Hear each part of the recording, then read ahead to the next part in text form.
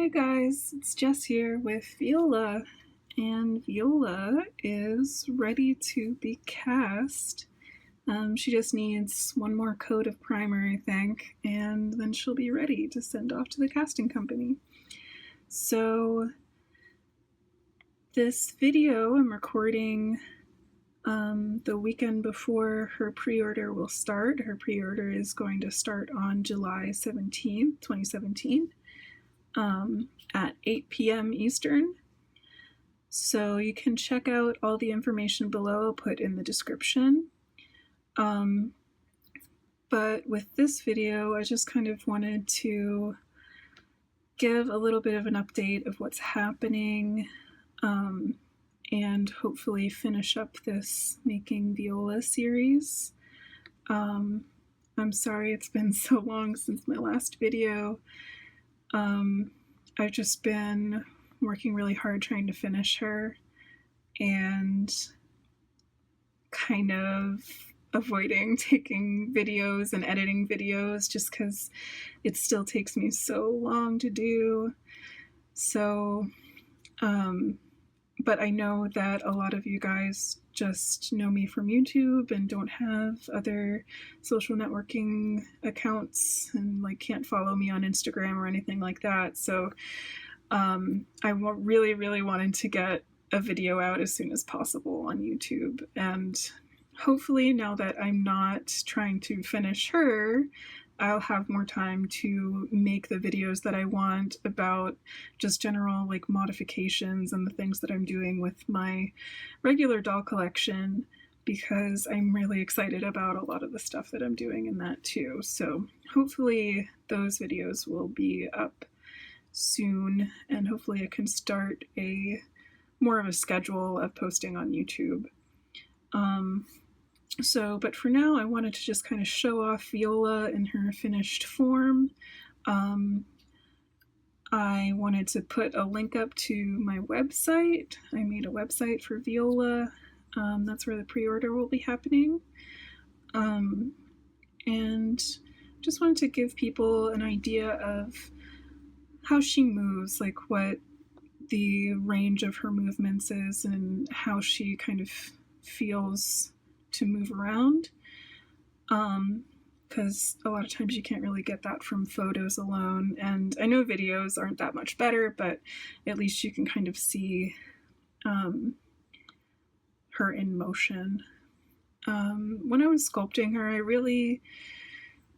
I was inspired by a lot of earlier dolls that I had, especially Doll's Town was one of my favorite bodies, and it had single joints and they were very round and very spherical, which didn't really lend itself a lot to extreme poses or anything, and you couldn't really sit very well, but I just really liked handling that doll. So that was kind of my inspiration for Viola, that she has more rounded jointing. She does have a double joint in her elbow just so that she can do things like, touch her face or that kind of stuff with her arms. I feel like the arms and the hands are much more expressive in that regard, and I kind of needed a double joint there. But it's still not the most subtle of a double joint. You can see there's a little bit of a bump there at her elbow, but it gets the job done. And I'm still not a master sculptor or anything, so for right now I thought that this was pretty good, right? She can bend her elbow at I don't know what kind of angle that is, maybe a 45. She can't bend it totally flat. I mean, you can force it, but it's enough to get her hand up to her face if you want it there. Do things like waving and stuff like that. So for me, that was enough motion. And maybe in the future I'll come back and edit these joints a little bit to make them look a little nicer. She's got this ball joint at the shoulder, which means you can kind of rotate it a little bit more than a normal joint. but that also means that there's a little bit more slippage sometimes, so you might need a little bit of sueding in there to get her to hold certain poses, but you can twist the arm around, we'll keep it up, so she can still do quite a bit, even with the kind of very, very, very ball-like ball joints here. But those ball-like ball joints make it really nice and smooth movement that I just find it's really pleasing to be able to move a doll so fluidly. So I hope you guys will have the same feeling and that you guys like handling her as much as I like it. So good, move on from the arms. You can see her legs, her knees are just single jointed, but they have a little bit of a shelf here so that when she bends her knee, it's smoother here than on just a regular ball joint. It's kind of a smooth surface there. And I can show you, I made her some heel feet. So these feet will fit in a lot of the standard mini heel shoes, slim mini heel shoes. They're still kind of slim mini sized foot, so some of the larger MSD heels might be a little bit too big for her. But she also will fit in Tonner American Model doll heels, which I have been getting for my mini fees lately. And I really like them because they tend to come in, neat styles like this that you can't find if you're looking specifically for BJD shoes. So, she can fit in these shoes. Her foot's still a little tiny, right? There's not a whole lot of toe showing on this one, but she stands in them, and I think that they look pretty good. So that's another option for heels. And then she also will fit kind of in Unoa resin shoes. So like these ones here, these are slip-ons for Unoa Chibi and Elder feet, but they kind of fit Viola too, especially these ones are the best fit. Her foot will fit into them, and this one, her heel actually touches the bottom of the shoe there, so it looks pretty secure, but some of the other styles of shoe don't fit her foot as well. There's a lot of gapping and stuff like that, but these kind of fit, so, and they look pretty good, so that's another option there. And I wanted to make heel feet, but I was afraid initially, but some people finally persuaded me to make some heels, and I'm really glad I did, because most of the doll shoes that I own are for heel feet. So now she can wear shoes, and I don't need to get flat foot shoes for her. But of course, she also has the flat feet that I originally made for her that will fit in mini V size shoes. And her torso, again, I mean, it's not that posable. She just has the one joint up at the top. She doesn't have any waist joint because I really didn't want to cut up her midsection there. So it's just this one joint up at the top. But again, I think she gets relatively good range of motion out of it for what it is. She can bend it back pretty far. Right, so she gets a back bend like this. It's a pretty good back bend. Can put it in its normal position like this, and then there's also a little shelf on it that will hold her in a slouch. She can even go further than that, but it starts to look pretty bad up in the back. But there's a little shelf there that'll keep her in a slouched position,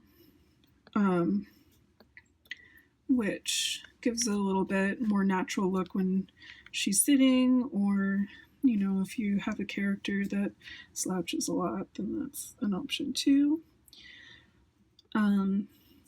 But I think in general, I think I achieved my goal of a nice, natural, curvy looking body that has okay posing, but is just really pleasing to move around. I like it when I don't need to fight with a joint to move it into position. I like it when I can just go like that and have her arm be bent and not have to hold it with two hands and force the joint into place. So for some people, she might not be posable enough. She might not have the most natural posing. She might not look super natural, especially there's something in the shoulder area that I still didn't get quite right. But for me, I like the way she looks, and I like the way that she moves, and I'm really, really happy with her, and I hope that you guys will be too. So thank you so, so much for all of your support. I'm still so amazed at the response that I have gotten on YouTube and everywhere else that I posted pictures of her.